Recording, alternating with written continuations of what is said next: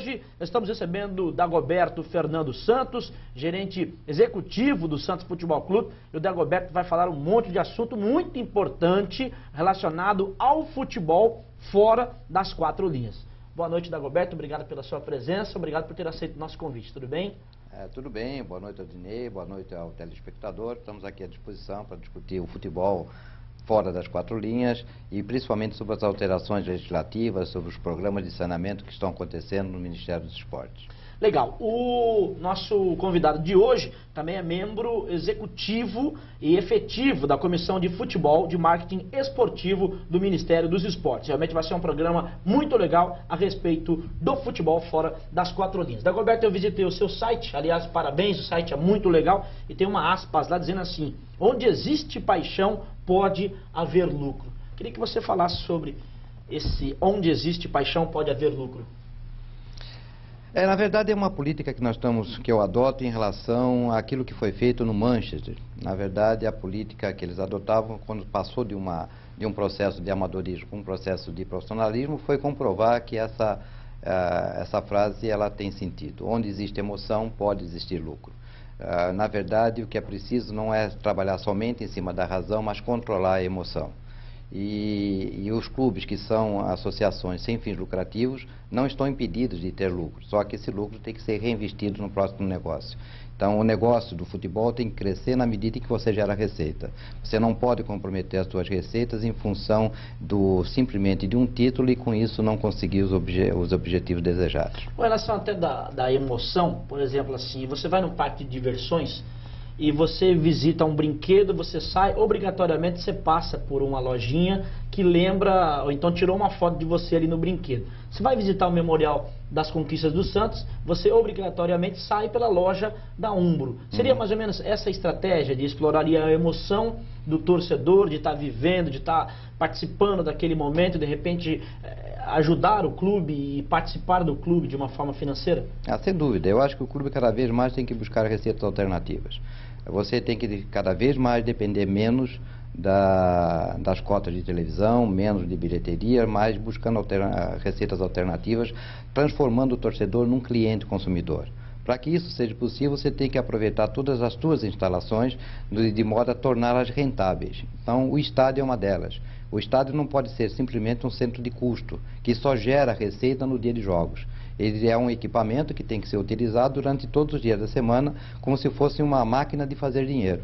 É assim que se usa na Europa. Então, e nós temos essa política, já estamos adotando essa política no Santos Futebol Clube, o memorial, a loja e alguns projetos que nós estamos desenvolvendo, como a ocupação do salão de mármore, os camarotes, o restaurante que vai ser feito lá em cima, enfim, estamos criando situações para que o torcedor tenha prazer em visitar a Vila Belmiro e deixar lá o seu recurso que vai para o Santos. Essa sua ideia é mudar um pouco, não vou falar a palavra correta, mas, por exemplo, assim, às vezes o dirigente acomodou com a cota de televisão. Então ele precisa buscar uma alternativa e não depender apenas da cota de TV. Porque, de repente, amanhã a televisão desinteressa pelo futebol, como ficariam os clubes? Exatamente. Eu acho que você tem que criar uma receita fixa e uma receita variável, né? Essa receita fixa são essas receitas que já existem hoje, tipo de cota de televisão e para poder pagar os seus compromissos.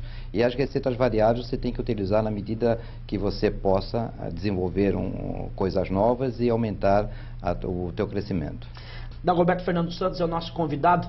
Dagoberto, como manter um Robinho, como manter um David, como segurar esses meninos do Santos? E a política da diretoria do Santos tem conseguido isso, né? Saiu recentemente o Diego, mas o time manteve, disse ainda há pouco aqui o goleiro da Portuguesa de Esportes, que o Santos praticamente é o mesmo time há 2 anos. Como trabalhar para que esses jogadores fiquem aqui? Qual seria a alternativa de uma diretoria, enfim, da política, de repente, discutindo esse assunto para ajudar com que esses jogadores permaneçam aqui, seja um produto nacional que ajude e não saia tão cedo do Brasil? Bom, exatamente nessa linha que nós estamos desenvolvendo um projeto junto ao Ministério dos Esportes. Basicamente, o que nós estamos percebendo é que existe uma fuga, um êxodo muito prematuro dos grandes talentos do futebol brasileiro. E não estamos aqui num discurso defendendo o dirigente ou defendendo o clube de futebol. Nós achamos que o clube de futebol é o eixo em torno da qual gira a indústria do futebol. Então, preservar o clube de futebol é preservar essa cultura popular que é o futebol brasileiro. Então, nós estamos procurando, lá no Ministério do Esporte, mudar alguns pontos importantes dentro da atual legislação que provoca esse êxito, né? A primeira mudança importante e fundamental é a proteção do clube formador. Hoje, a atual legislação deixa os clubes muito vulneráveis, porque você quase que se obriga a ter que fazer o primeiro contrato de profissional com um atleta aos 16 anos. E a lei estabelece que você só pode fazer um contrato até 5 anos. Então, se você fazendo aos 16, você faz mais 5, vai ao 21, e com 20 anos, ou seja, no último ano de contrato, você tem que vender o jogador.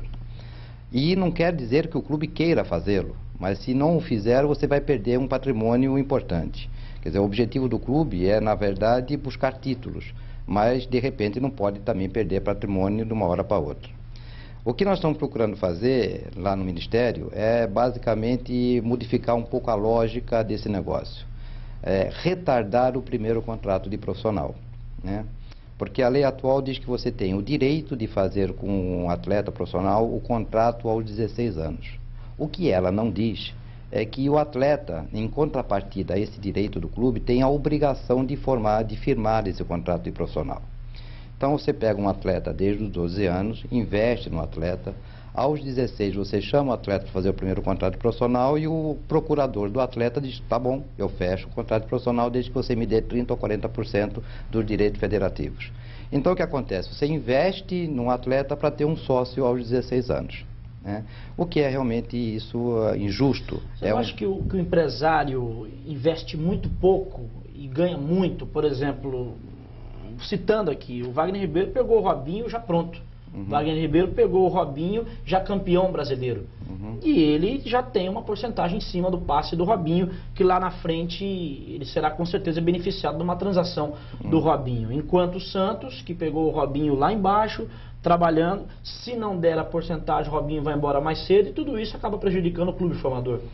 Em relação ao clube formador, em relação à ação do empresário, eu acho que a ação do empresário, desde que o atleta seja um atleta profissional, é uma opção do atleta ter ou não um empresário, um procurador, alguém que o represente. O que eu acho nefasta é a ação do empresário enquanto o atleta é não profissional, né? Então, isso a nova legislação está mudando. Ou seja, se um clube, para se colocar na condição de formador de um atleta, tem que cumprir determinadas obrigações e exigências, tal como educação, formação atlética, saúde, uma série de outras exigências previstas na lei, ele deveria ter e terá nessa nova legislação uma contrapartida, que é exatamente o direito de gerenciar a carreira do atleta não profissional. Isso praticamente exclui a ação dos procuradores enquanto o atleta estiver nas categorias de base. Qual é o objetivo disto? É criar a possibilidade, de fato, de você retardar o primeiro contrato profissional.